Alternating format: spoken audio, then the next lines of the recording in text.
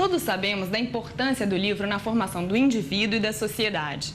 O hábito da leitura, como mero passatempo ou agente transformador, deve ser incentivado em todos os níveis de escolaridade e fases de nossa existência.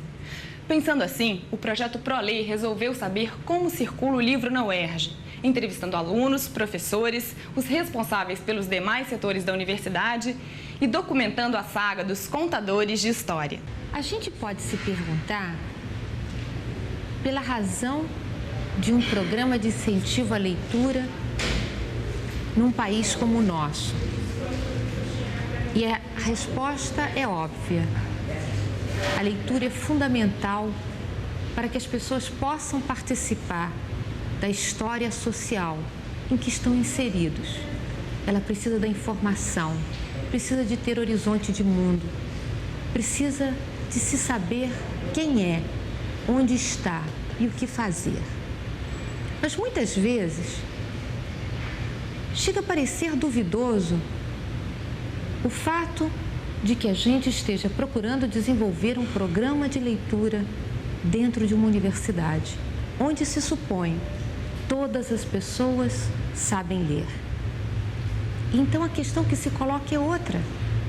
Saber ler não é decifrar as letras, as palavras ou as frases. É dialogar com o pensamento do outro. É procurar criar sentidos e interpretar o que acontece ao redor, o que se lê nos livros, o que se ouve dos professores. Essa concepção de leitura interativa, histórica, ela depende substantivamente da descoberta do sujeito. Quem somos? O que fazemos? Que importância temos? É nesse horizonte de leitura semiótica, melhor dizendo, que estamos buscando envolver os alunos da UERJ, seus professores e funcionários, na paixão de ler. Ler o mundo, ler as palavras, ler as imagens, ler o entorno. Por isso, o Programa Nacional de Incentivo à Leitura fez uma aliança com a UERJ e nós estamos desenvolvendo uma série de atividades que não foram planejadas em gabinete, mas foram discutidas com os alunos diante das suas necessidades. Saber ler é fundamental para poder estudar, para poder criar, para poder interagir com os textos, com a história e com as mensagens. É nesse sentido que estamos organizando círculos de leitura, contadores de histórias, encontros de leitores com autores, audição de poesia, discussão de temas polêmicos por áreas de trabalho, de conhecimento. A leitura não é, na verdade, uma disciplina, não é, na verdade, uma matéria. Ela é um instrumento fundamental de inserção no mundo. Qual é o livro que você está lendo atualmente? Estou lendo livro de planejamento para matéria de disciplina didática e Fala Maria Favela para fazer um trabalho de sociologia. Você frequenta aqui as bibliotecas aqui da UERJ?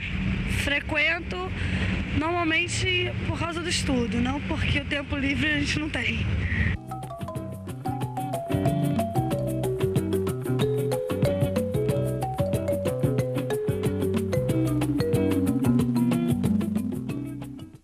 Como funciona o sistema de bibliotecas? O sistema de bibliotecas hoje, com a reestruturação no Ato Executivo 007 de 94, ele está distribuído em 20 bibliotecas, já incluída, né, a Biblioteca de Resende, a de Friburgo, que são as duas bibliotecas mais novas. Nós temos 5 serviços e 4 seções. E quanto à informatização? Bem, no começo da minha gestão, nós fizemos um trabalho e apresentamos à reitoria e a gente está, aos poucos, né, ultrapassando essas fases, a primeira fase, e vamos agora entrar em abril, maio, entrar na segunda fase do projeto de automação com o projeto Antares. Hoje já é possível, nas bibliotecas, a gente fazer empréstimos via terminal, né, pelo grande porte da Dinfo, os alunos terem acesso a todas as bibliotecas e todas as bibliotecas terem acesso a todos os alunos por intermédio dos terminais, empréstimos, débitos. E o projeto Antares vai facilitar aos professores, aos pesquisadores e aos alunos de pós-graduação em buscas bibliográficas e comutação bibliográfica, e vai facilitar obras que nós não temos na UERJ, né, a nível de Estado e Brasil e até fora do país. Qual é o livro que você está lendo atualmente? Eu tô lendo romance de aventura, esse tipo de coisa assim. E da sua área específica, você está lendo o quê? Eu não tô lendo nada, eu não gosto do que eu faço. Você frequenta as bibliotecas aqui da UERJ? Costumo frequentar quando eu tenho o cartãozinho. Agora ainda não fiz meu cartãozinho, mas quando eu fizer, eu gosto sempre de ler, é importante. Você frequenta as bibliotecas aqui da UERJ? Frequento, principalmente a de Ciências Sociais, a do 9º andar. Frequento, leio bastante, pego os livros lá. Você gosta de ler o quê? Romance, ficção? Não gosto de ler nem romance nem ficção. Eu gosto de ler livro de economia. Eu faço economia, só economia, o resto não gosto. A história universal talvez seja a história de umas tantas metáforas. Esboçar um capítulo dessa história é o objetivo desta nota. 6 séculos antes da era cristã. Outra atividade desenvolvida aqui na UERJ como estímulo à leitura é o Círculo de Leituras, que consiste na apresentação de uma obra por um leitor-guia, promovendo um debate com os participantes. Quando eu percebi a esfera de Pascal, né, segundo eu entendi do Borges, ele quis mostrar uma esfera passando por vários moldes, né? O antigo, a Idade Média, talvez o contemporâneo, porque o Pascal ele tinha essa coisa de crise, né? Eu acho que esse é um pouco o sentido que eu vi no texto, quando o Pascal, muitos séculos depois, repete a mesma frase, mas com relação à natureza.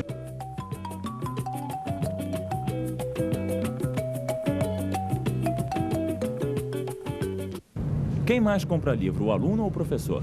Os dois compram livro, tanto o aluno quanto o professor. Como os alunos procuram a livraria?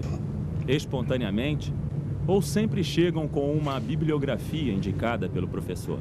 Alguns vêm com a lista e outros não. Outros vêm espontaneamente, vêm na livraria, vêem as novidades e compram.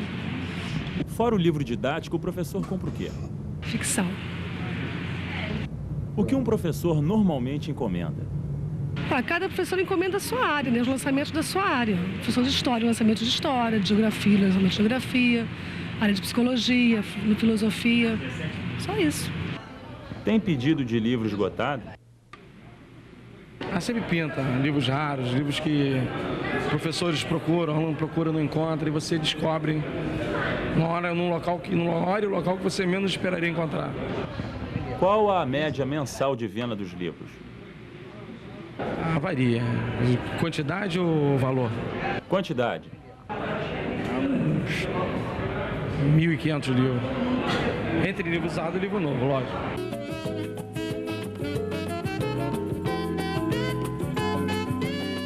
A editora da UERJ tem uma política editorial? Política é uma palavra um pouquinho imprecisa, vaga demais. Eu preferia dizer que a editora da UERJ tem um plano de prioridades. Esse plano de prioridades, ele se desdobra em uma série de títulos de coleções. E nós temos uma prioridade de títulos que versem sobre problemas, temas do Rio de Janeiro. Esse livro que lançamos em coedição numa associação com o Arquivo do Estado, que é o Alto da Devassa, é um levantamento de um documento histórico, né, da prisão dos intelectuais, dos letrados do Rio de Janeiro, 2 séculos atrás, no período da Inconfidência. Então, é um documento histórico importante para o Rio de Janeiro, que não estava sequer à disposição dos pesquisadores. Então, outros temas que versam sobre questões atuais fortes do Rio de Janeiro entram nessa linha de documentos, debates das questões e problemas do Rio de Janeiro. Temos outras linhas, uma ampla que é de teses acadêmicas, os mais diferentes assuntos que são objeto de estudo, de pesquisa e de elaboração de teses são trabalhados e publicados em livros, temos uma série deles. Uma outra linha de publicação é a linha de textos didáticos. Estamos com um livro pronto do professor Mandarim, que trata de metodologia do ensino básico, da pesquisa, melhor dizendo, metodologia da pesquisa na área das ciências básicas do biomédico, biologia, parasitologia, anatomia, né? Está pronto. É o primeiro livro dessa linha de textos didáticos de ensino de graduação, fundamentalmente universitária, um nível de graduação acadêmica, né? Estamos, então, com outros livros, que seria outra série em andamento, que são ensaios de modo geral. Um dos próximos livros que editaremos é do professor Roberto Reis, um professor que estava trabalhando na Universidade de Minneapolis, nos Estados Unidos, que faleceu no final do ano, que é de um ensaio de crítica da cultura, da comunicação, dessa área, que é muito importante, o debate é muito vivo e será um dos nossos próximos textos a serem publicados. Então, fundamentalmente, nós temos essas linhas, né? Temas do Rio de Janeiro, teses acadêmicas, textos didáticos e ensaios de maneira geral. E essas são as linhas iniciais do nosso trabalho, que eu poderia chamar um plano de prioridades que não exclui outros assuntos e outros interesses. Que tipo de autor procura a editora da UERJ?